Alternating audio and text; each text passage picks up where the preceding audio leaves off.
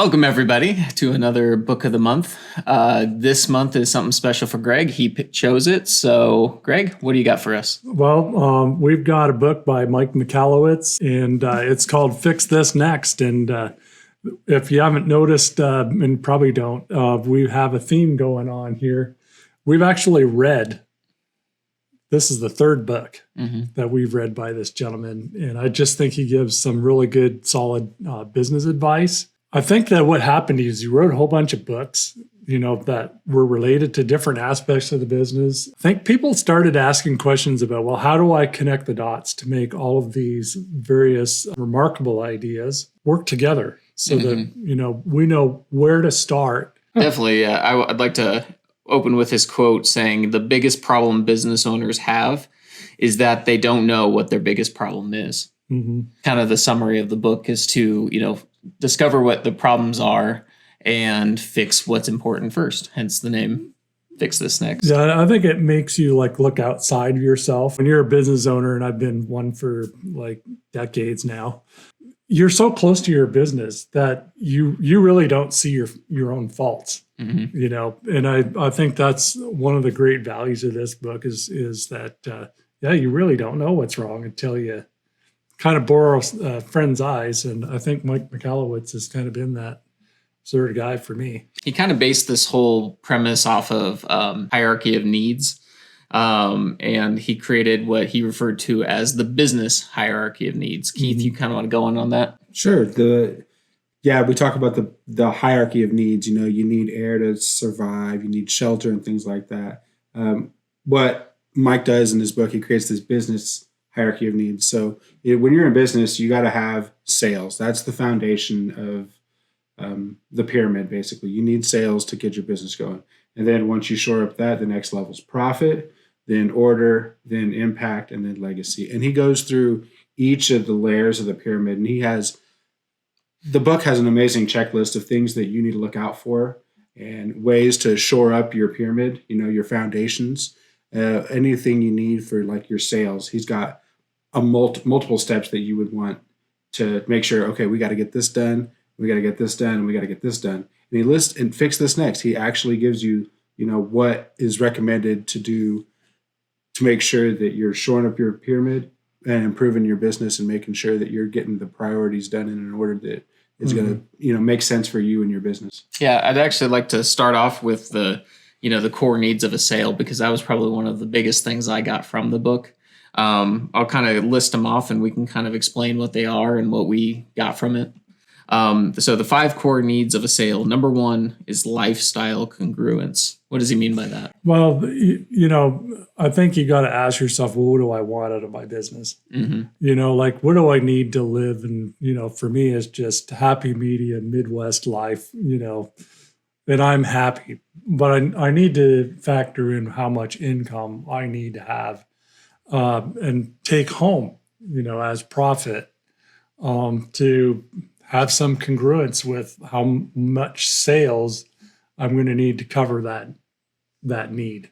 Yeah, because it's always a trap, and we kind of went into the profit first. People always say, wait, I need to sell more. And his question is, well, why? And with the lifestyle congruence, you can find what is a good life level for you. Maybe that is the fancy car, or maybe it's just, way less than that. And once you establish exactly what it is you would want your lifestyle to be, you can then meet those needs with the business and then really have a clear focus with it. Keith, can you go into the second need of prospect attraction?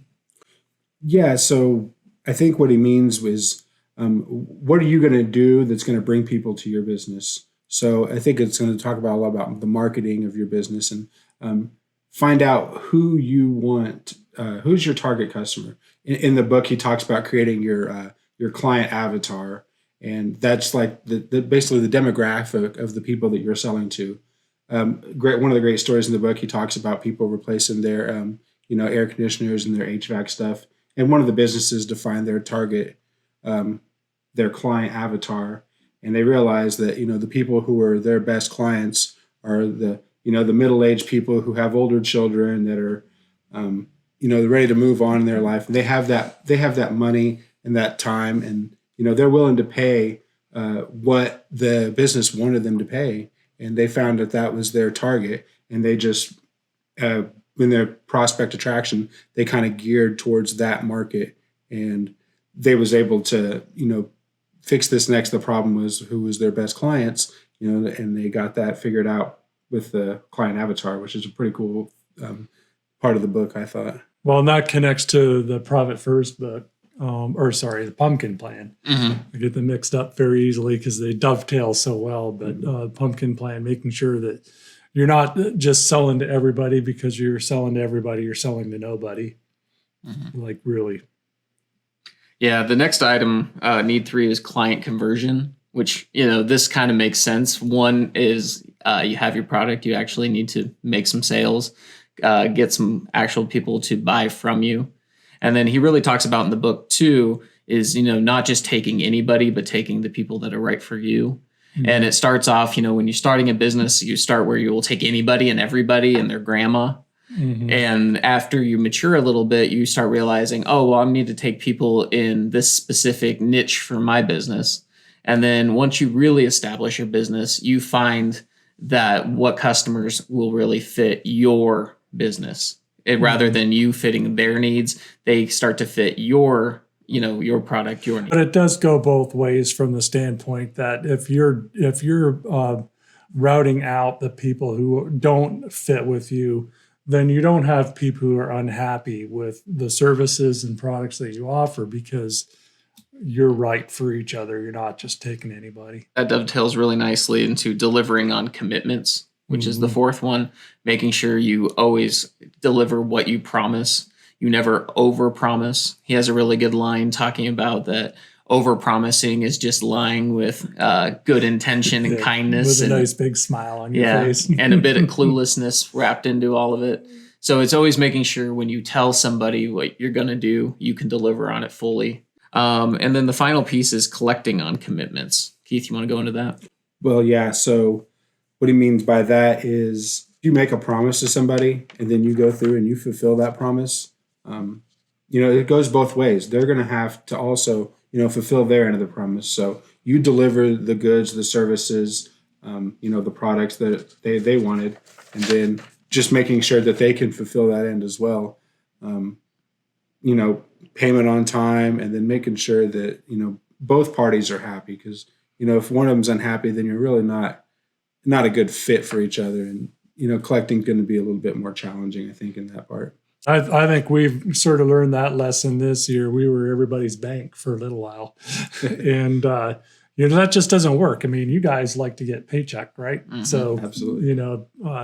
Those people that don't pay, we sort of had to weed them out, and we filled them up with some great people, didn't we? Definitely. And, it goes into, he talks in the book about if someone desperately needs your service, but they can't pay for it, that kind of leads you in the business to be self-sacrificing. And a lot of times people will do that to their own detriment, and then you're not benefiting anybody if you're going out of business. Mm-hmm. And that'll lead us to the next foundational element, which is profit. And we won't go quite as deep into those as we did the sales parts. Watch the video we just did last month called Profit First, and it'll give you a little bit more in depth.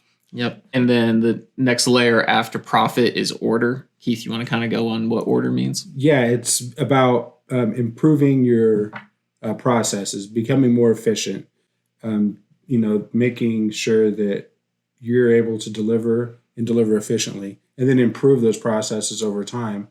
And that way that your sales process is working good. You're able to get healthy profit margins from having, a good system in place. And then you're able to train other people on those systems as well. So that way they can, fill in for you when, you're gone, or, if you're going to move on or whatever. You have a system in place that's, structured and built into, all the business aspects that you're running. Yeah, he gives the dream of us all for a 4-week vacation, being able to take it and not have the business somewhat fall apart. Yeah, we're going to change that from dream to reality. And, I think one of the big parts of that is that especially when you're a small business person like myself, you yourself as the business owner for a while are the business, unless you can, start divesting some of the responsibilities to your people. But even at that, when you have a small team like ours, you have people that are what we call linchpins. And, well, Greg's the only one that knows how to do this, or Tanner or Keith or Tara, they're the only ones that know how to do that. And so, eliminating those linchpins by cross training and making sure that, any one of if the business will survive if any one of us happens to not be able to fulfill our duties by way of being sick or having a 4-week vacation, which we all know and love and deserve, and that sort of thing. Yeah. And so the first 3 layers are kind of the main foundation, and to set up the business and really make it go efficient and kind of reach a level of maturity. And then once you're past that level of maturity, that's when you can go into the top 2 layers. Mm-hmm. The fourth one being impact, which is where you can really have that impact on your community, your employees. That's when everyone knows what the company's mission is and can drive, that vision forward. Mm-hmm. And it's also a mindset of, like we're in the IT business, and in a lot of cases, people in our situation are very gearhead focused, stuff and making sure equipment is running right, but they forget a lot about the business side of it. So how are you supposed to transform somebody's business if you're only taking care of the one section of what you're able to do? What value can you add to transform that type of business? And I think, we're in a different levels of maturity all the way through this, from the standpoint that, we have one client that we totally rocked their world. They just simply did not have any structure in place, and we were able to transform their business to be a modern business. But we were looking at trying to solve a business problem, and then we applied the technology to it. And I think that, putting the customer first and what am I going to be doing to make this person's life better needs to be a lot more in every business, more to the forefront. Mm-hmm.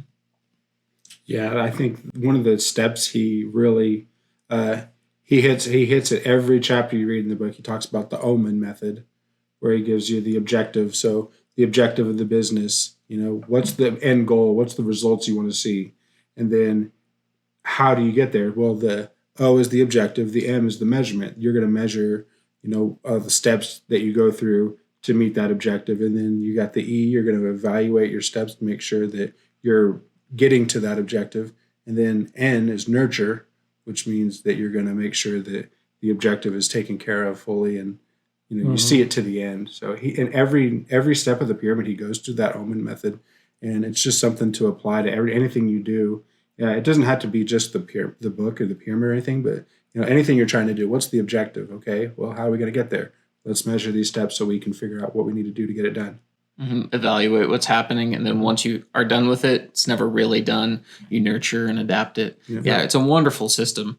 And I guess going to the last core needs, this is a big one for you. You talk about legacy a lot. Yeah, you get to my age and you start thinking, well, what am I going to leave behind? I have a lot of people that I love in this business. There's just no other way to put it. And what am I going to leave behind so that when I go or retire or whatever, at some point we all exit our business, to make sure that a little piece of me goes down the road, that the people that I care about can make a living and move on with a little piece of me, and a little bit of my, what would you call it? My flavor. I don't know how to say it. Mm-hmm. My brand of service. Mm-hmm. Moving forward to customers, so that down the road they get the same good treatment that our customers do now. Yep. So that's really the business hierarchy of needs, the core 5 steps of that. Keith, you want to kind of tell everybody what your big takeaway, what your big part of this you got from the book is? Yeah, I like the the method he gives you, the Omen method, the steps that you have to, when you want to achieve something, just follow that Omen method. What's the objective? How are we going to get there? And just following those steps. And he spells it out. Sometimes you think about it, it sounds like common sense, but when you get an actual, a direction on, and he does that in every book he's written. He has these, just these little steps that you can do. And I really like the Omen method. Mm-hmm. Yeah, I think my big takeaway was with his sales process, talking about a sale isn't just a handshake, but it's the whole deal from customer acquisition to the agreement, to fulfilling it, to collecting on it, and to, completely making sure that it's a win-win for everybody. And he talked about how I'm big into storytelling and how the sales journey, the customer is the hero and you are there to guide them along that journey. So just keeping it on the focus for the customers is extremely important. That really resonated with me. I think for me, I kind of embraced the whole idea. I mean, I didn't read the book. I listened to it on my way to Fort Collins and back. And as I often do, I listen to books. I learn best through here. But anyways, I totally embraced the book because we had our annual kickoff meeting this week. And in preparation for it, I took all of these things into account when I put them together. Put together some realistic goals of things that we can take care of. Because bottom line is you can't deal with everything on the pyramid. You just can't. There's no way. Now, by solving a problem down at the bottom of the pyramid, you might inadvertently solve something at the very top. Mm-hmm. But and we have certain levels of maturity on all levels. Mm-hmm.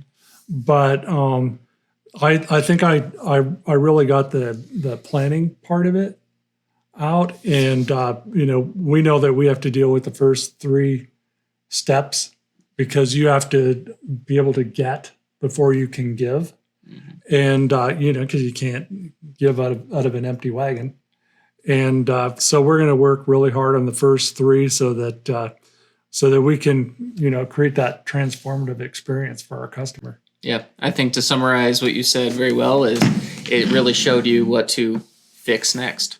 That's right. All right. Well, thank you, everybody, for checking out this month's video, Fix This Next by Mike Michalowicz. We will see you all next month. Bye.